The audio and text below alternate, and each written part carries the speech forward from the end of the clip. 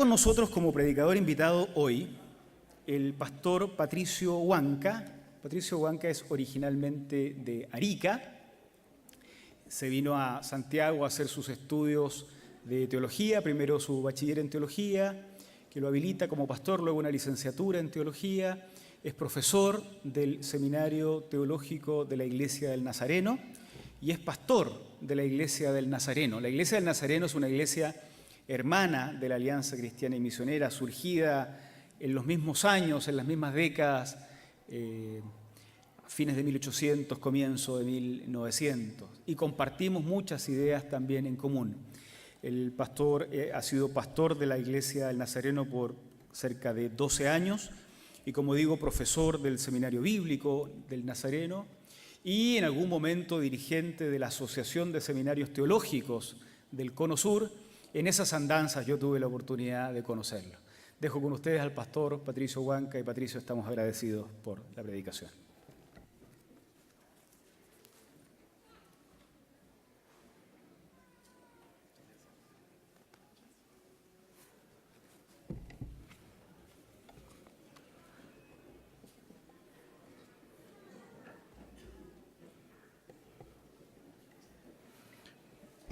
Hola mis hermanos, muy buenas tardes. Es una bendición poder estar en medio de ustedes. Gracias, Pastor Javier, por la invitación. Y como bien dijo él, somos iglesias hermanas muy cercanas, podríamos decir primos, ¿no? Dentro de la familia. Y la verdad que damos gracias a Dios por estar aquí en la casa de Dios primeramente, ¿no? Y tener este tiempo seguramente para acercarnos a la palabra de Dios. Que ese sea nuestro objetivo en este instante, no de simplemente ver quién habla, sino que ver lo que la palabra quiere decirnos a cada uno de nosotros, ¿no? Hoy ustedes como iglesia están celebrando el Día de las Vocaciones Ministeriales, y en eso, hermanos, creo que esta celebración no tan solo incluye al cuerpo pastoral, sino que a todos nosotros, porque todos somos siervos de Dios, todos somos colaboradores de Dios, y por ende este es su día, este es el día donde nosotros, de otra manera, renovamos nuestro compromiso con la obra de Dios, con los propósitos de Dios para nuestras vidas. ¿Y qué tal si vamos a la palabra de Dios? Quiero invitarles una vez más a poder tomar nuestras Biblias en el Antiguo Testamento, en el libro de Segunda de Reyes, capítulo 6. Segunda de Reyes, capítulo 6. ¿Están allí, hermanos? ¿Sí? Abramos nuestras Biblias, encendamos nuestras Biblias también. Y la palabra de Dios dice así: Eliseo hace flotar el hacha. Los hijos de los profetas dijeron a Eliseo: he aquí el lugar en que moramos contigo nos es estrecho. Vamos ahora al Jordán y tomemos de allí cada uno una viga y hagamos allí y allí haya lugar en que habitemos. Y él dijo: andad. Y dijo uno: te rogamos que vengas con tus siervos. Y él respondió: yo iré. Se fue pues con ellos, y cuando llegaron al Jordán, cortaron la madera. Y aconteció que mientras uno derribaba un árbol, se le cayó el hacha en el agua, y gritó diciendo: ¡ay, Señor mío! Era prestada. Y el varón de Dios preguntó: ¿dónde cayó? Y él le mostró el lugar. Entonces cortó él un palo y lo echó allí e hizo flotar el hierro. Y dijo: tómalo. Y él extendió la mano y lo tomó. Padre, que en esta tarde, oh Dios, tu Espíritu Santo nos ilumine y nos muestre tus grandes verdades y principios para nuestra vida. Ayúdanos a cada uno de nosotros. Te lo pedimos en el nombre de Jesús. Amén. Amén. ¿Cuál es el mejor ambiente o condiciones para trabajar? ¿Cuál cree usted que serían las instancias más adecuadas para que usted pudiera trabajar bien y pudiera dar resultados y hacer lo que usted sabe hacer? Probablemente cuando pensamos en esta pregunta, nuestra mente inmediatamente puede pensar en lo que ocurre afuera de nosotros. nuestro entorno, nuestro contexto, ¿no? ¿Qué es lo que desearía para poder funcionar bien? Quizás si yo trabajo en una oficina, ojalá un equipo rápido, ¿cierto? Con un clima adecuado, un buen ambiente laboral, y así podríamos hacer la lista y podría ser larga y diversa si tuviéramos que hacer una encuesta entre todos los que estamos aquí en este lugar. Pero saben, mis queridos hermanos, para servir al Señor tengo que decirles que nunca encontraremos las condiciones adecuadas para hacer bien nuestros trabajos si nuestra mirada es hacia afuera. La lectura de hoy nos lleva a un tiempo difícil del pueblo de Dios, el pueblo de Israel. El versículo 1 nos dice: los hijos de los profetas dijeron a Eliseo. Aquí la historia nos remonta al tiempo de la monarquía, en el tiempo donde Israel estaba dividido en dos reinos, y uno de ellos era el reino del norte, Israel. Eran tiempos muy difíciles, puesto que los reyes que estaban en ese tiempo gobernando no estaban haciendo la voluntad de Dios. El pueblo cayó en una decadencia espiritual y moral, y lo que menos pensaban ellos era hacer lo que Dios les había encomendado, teniendo en cuenta que ellos estaban en ese lugar por voluntad de Dios, para construir el plan de Dios, pero lamentablemente era lo que menos estaban haciendo. En esa situación podríamos decir entonces que las condiciones no eran las correctas o las apropiadas o deseadas. Humanamente podríamos pensar que nada hay que hacer aquí porque parece que la maldad impera sobre el bien. Pero Dios no se quedó así. Y fue así entonces que Él levanta a hombres para poder revertir esta situación. Y me estoy refiriendo a los profetas. Aquellos hombres que fueron la voz de Dios para advertir al pueblo sus malos caminos y también para discernir los tiempos en que estaban viviendo. Eran personajes claves para poder despertar conciencia, para una vez más encender nuestros corazones, para enfocarnos una vez más en los propósitos de Dios, de ser un pueblo escogido, apartado para hacer lo que Dios les pedía.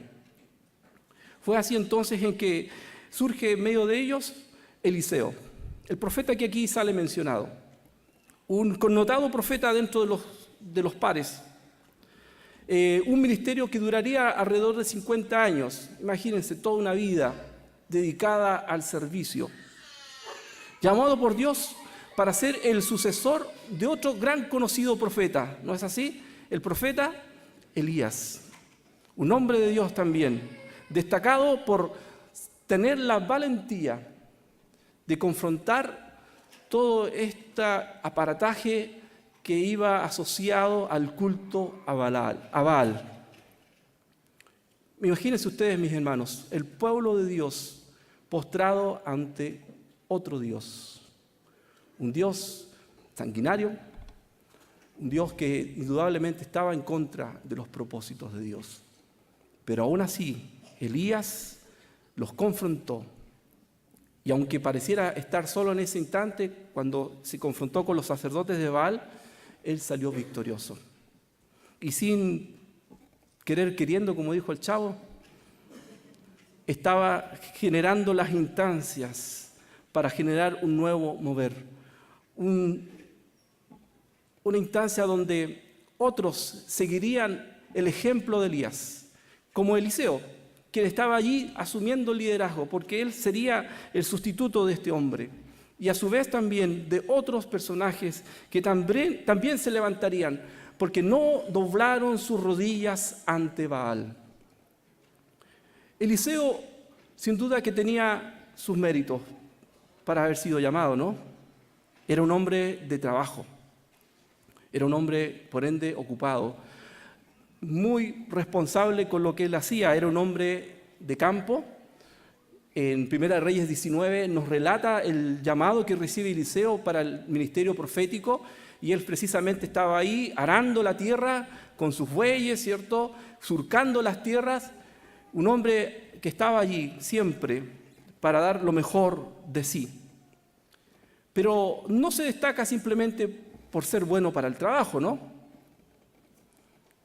Se requiere algo más también para poder servir a Dios. Este hombre, además de ser bueno para el trabajo, fue un hombre sensible a la voz de Dios. Un hombre cercano al Padre. Alguien que podría identificar la voz de Dios. Alguien que entendería los tiempos de Dios. Que creo que es lo que cada uno de nosotros debemos esforzarnos en hacer. Entender los tiempos de Dios. La voluntad de Dios para nuestras vidas.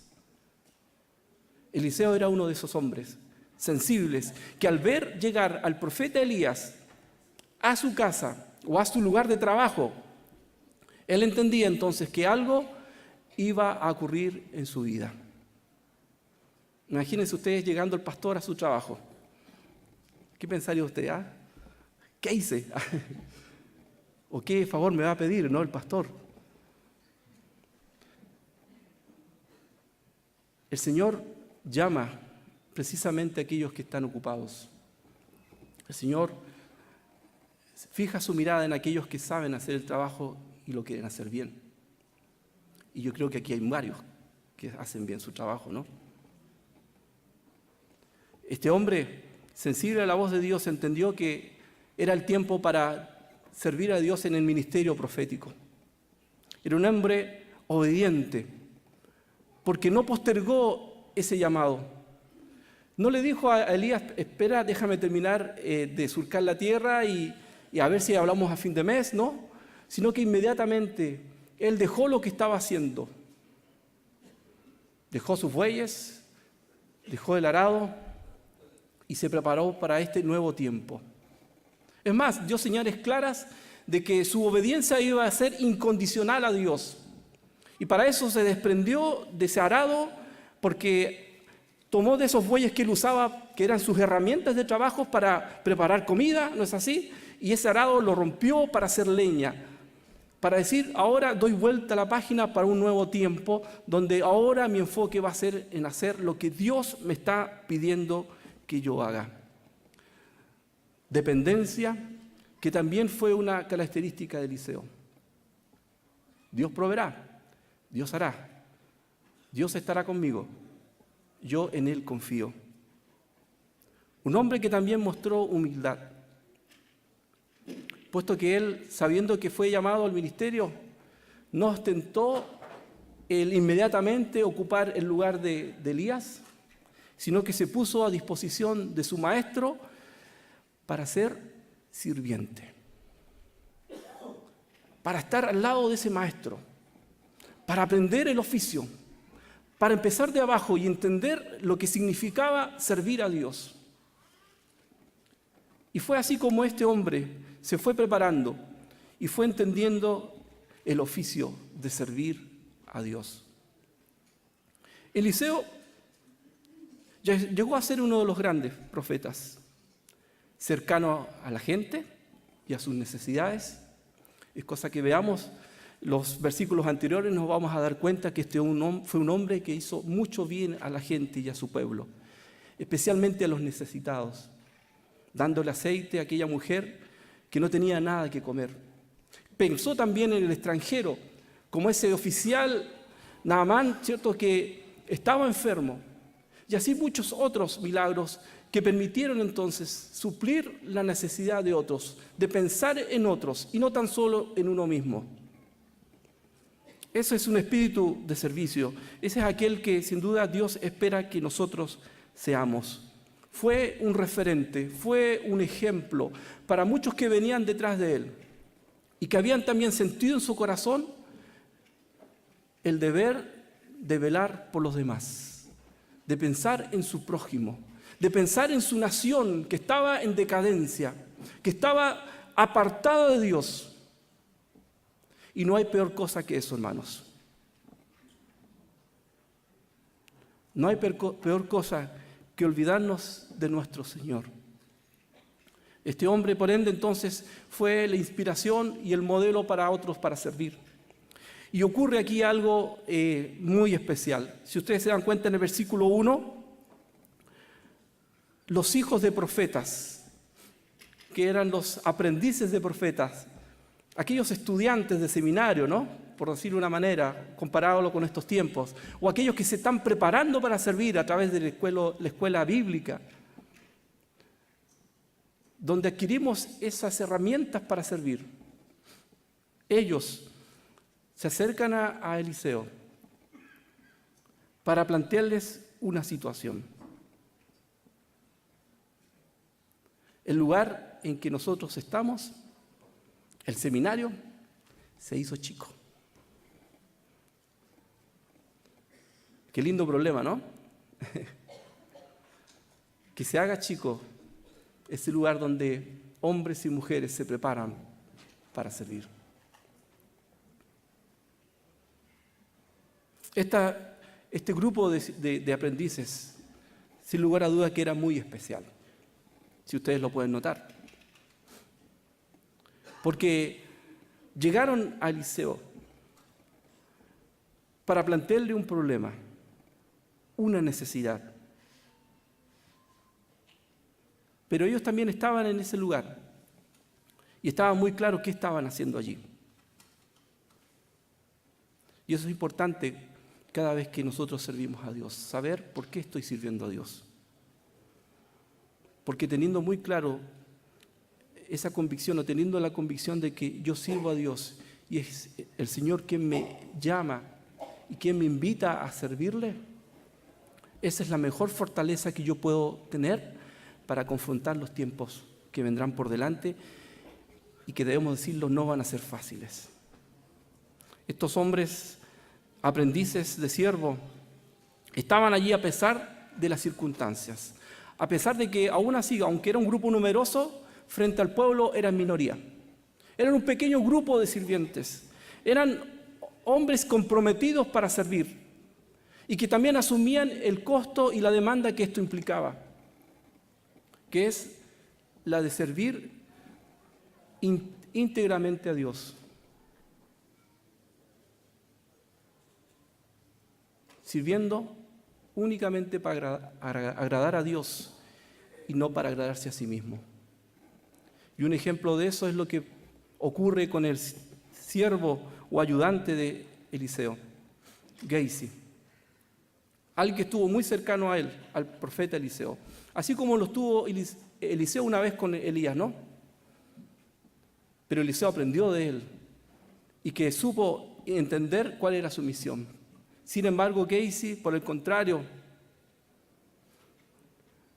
se quiso apropiar de cosas que no le correspondían y quiso tomar las ofrendas que en un momento dado Naamán, quien había sanado de lepra, tenía para Eliseo, pero que Eliseo no aceptó.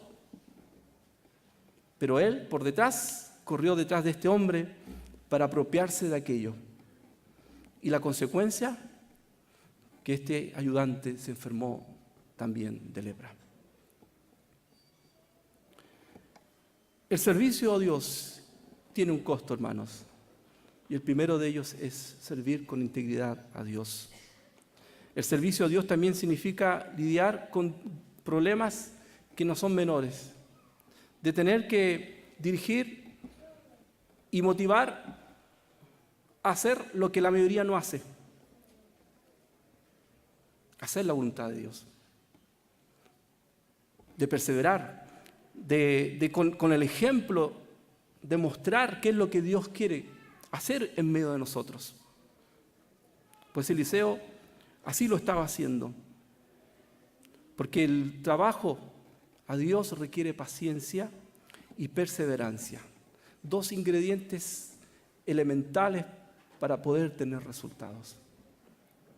La palabra de Dios así nos dice también en Gálatas 6:9. No nos cansemos, pues, de hacer el bien, porque en su tiempo segaremos, dice la palabra de Dios, siempre y cuando no desmayemos. Siempre y cuando estemos allí siempre, dándolo todo, a pesar de las circunstancias, a pesar de que aún todavía no veo frutos y resultados de mi trabajo, pero que Dios nos dice, sigue adelante, porque todo lo que hace no es en vano. Estás construyendo para Dios. esa generación o ese grupo de estudiantes o hijos de profeta era un grupo muy particular. Era un grupo de sirvientes entusiastas y con iniciativa, porque llegaron ante Eliseo con una necesidad, pero no solamente para cargarle a Eliseo un problema más y decirle, bueno, usted es el líder, usted es quien dirige esta escuela, así que por favor usted tendrá que encargarse de este problema. No, estos aprendices llegaron con el problema, pero también llegaron con una propuesta de solución. Frente a esa iniciativa, bienvenidos sean los problemas, ¿no? Si vienen por detrás las alternativas o respuestas o soluciones. Los siervos de Dios, los que servimos a Dios y todos los que estamos aquí, siempre tenemos que tener ese entusiasmo, siempre tenemos que tener esa capacidad de proponer, porque es la obra de Dios, de nuestro Dios, que nos llama juntos a construir lo que Dios tiene para nosotros.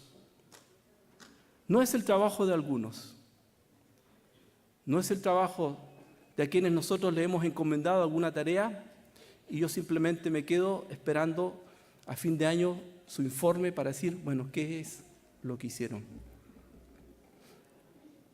Por ahí hay una estadística que dice que en una congregación solo el 20% es el que trabaja.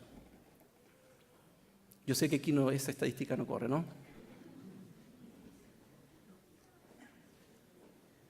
Tenemos que estar allí para proponer ideas y soluciones.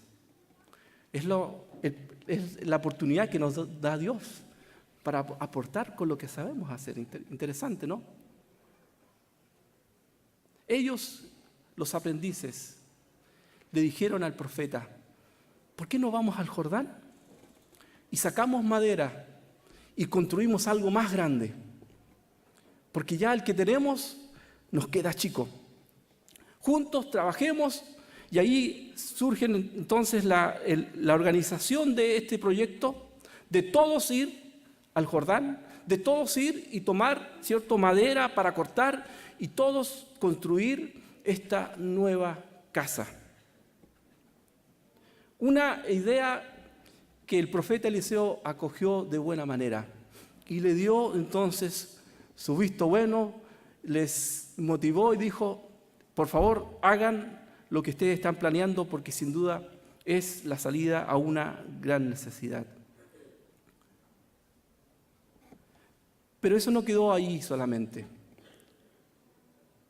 El versículo 3 nos dice que no tan solo ellos querían el visto bueno para este proyecto. Ellos le pidieron algo más, y es que Él les acompañara. Y esto tiene un significado muy importante, mis queridos hermanos, teniendo en cuenta que en aquella época los profetas también cumplían el rol de ser los representantes de Dios, de una otra manera reflejar la presencia de Dios en medio de ellos. Ellos no irían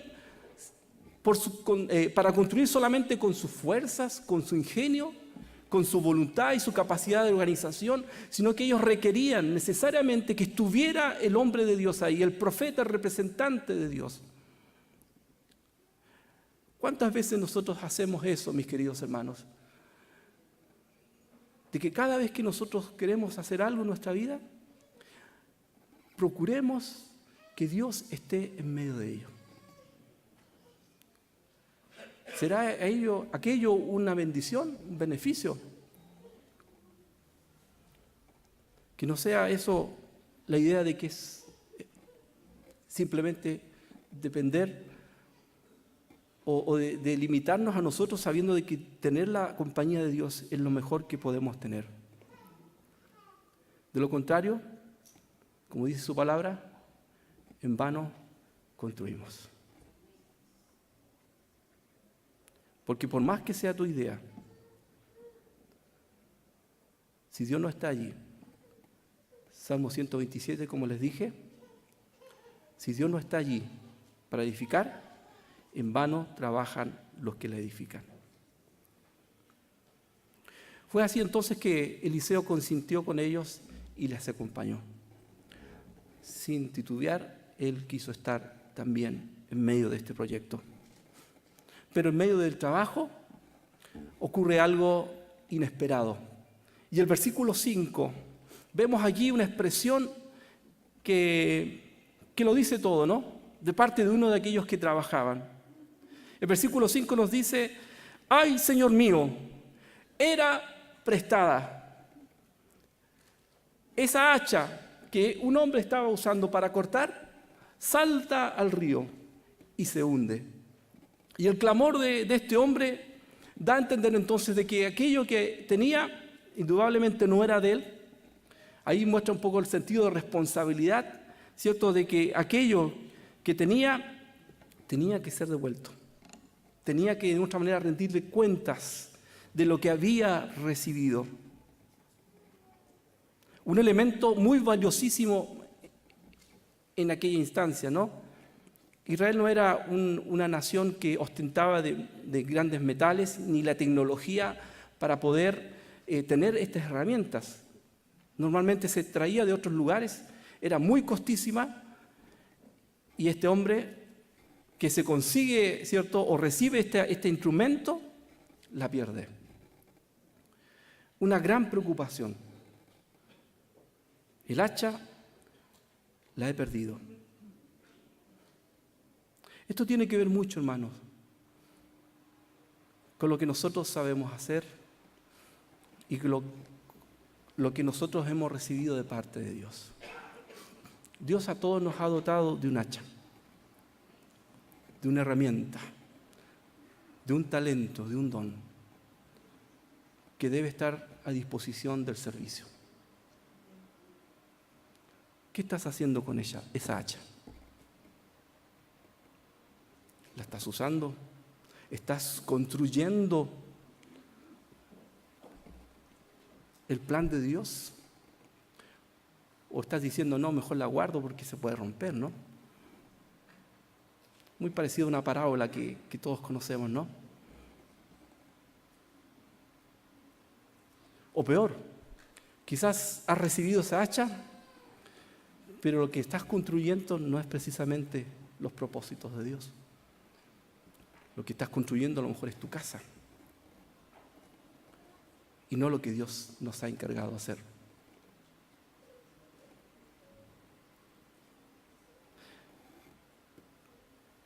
¡ay, Señor! El hacha era prestada.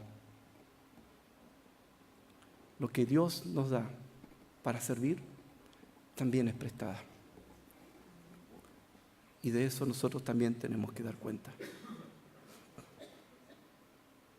Pero aquí también hay algo importante que destacar dentro de las cualidades de este grupo de hombres que servían a Dios.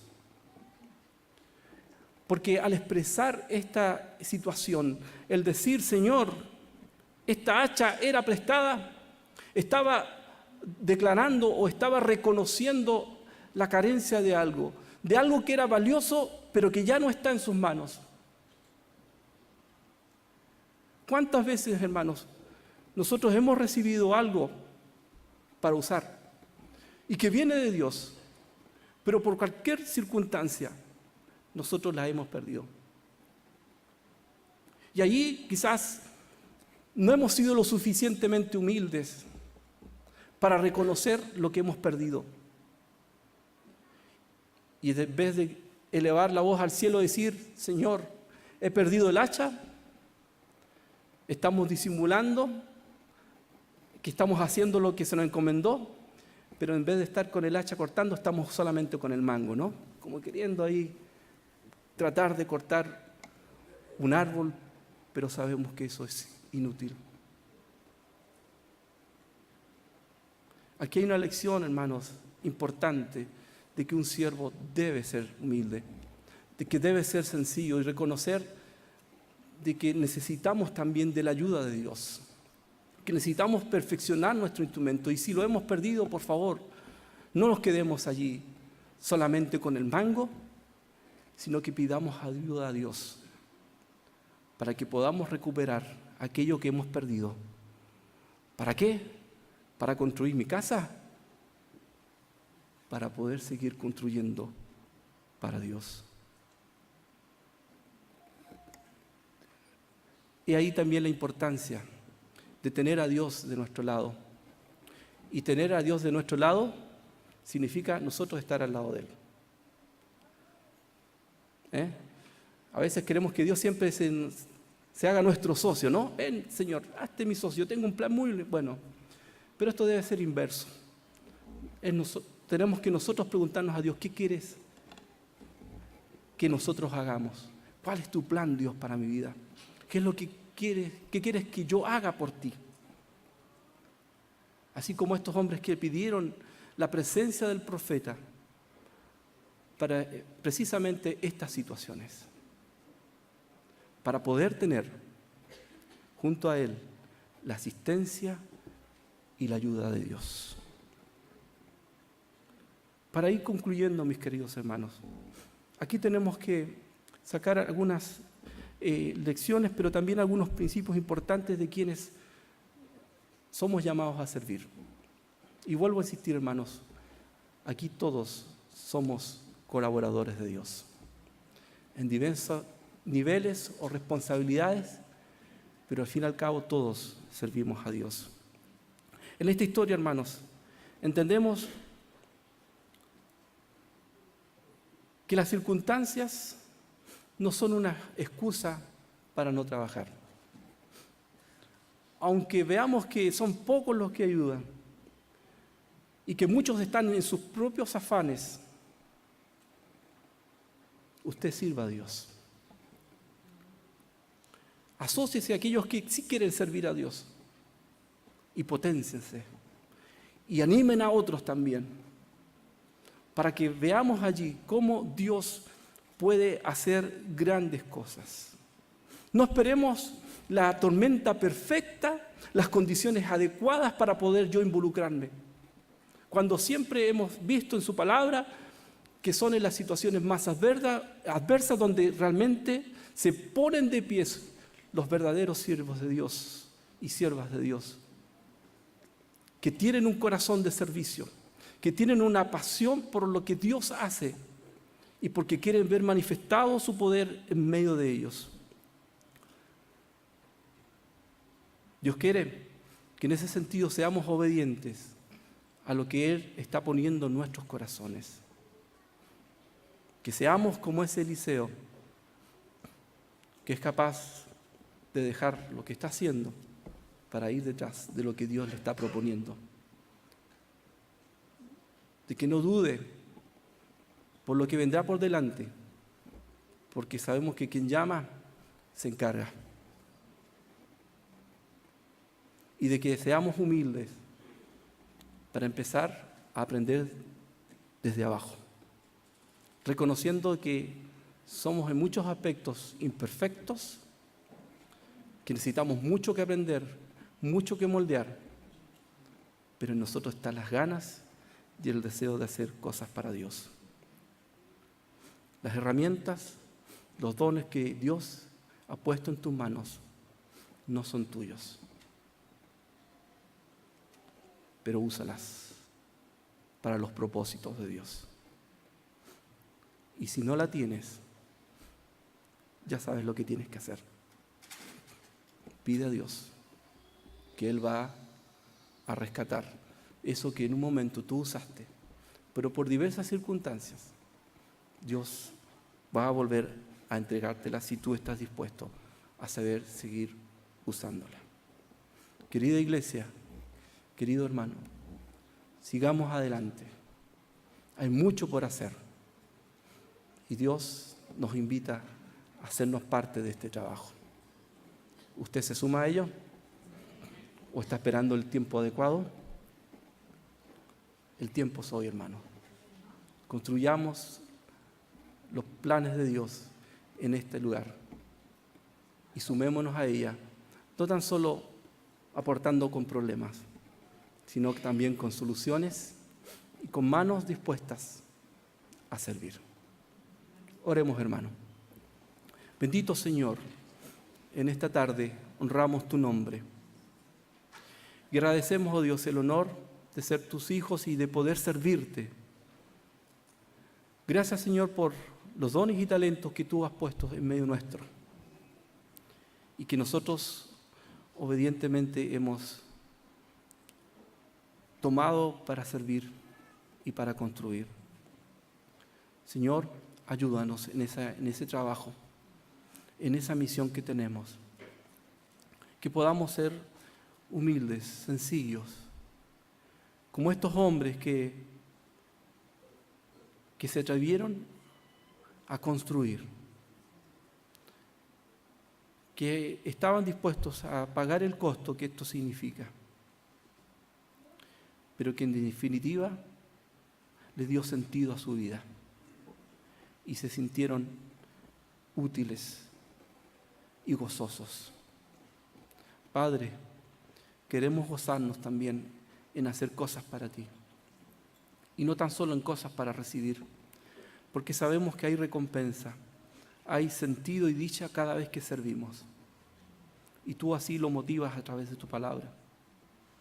Bendice a tus siervos en este lugar, bendice a cada hombre, cada mujer, cada joven y cada niño también, que aún a su temprana edad siente deseos de hacer cosas para ti. Tú nos invitas a todos, nadie queda excluido, para ser los constructores de tu obra en estos tiempos. La honra y la gloria es para ti. En el nombre de Jesús oramos. Amén y amén. Que el Señor les bendiga, hermanos.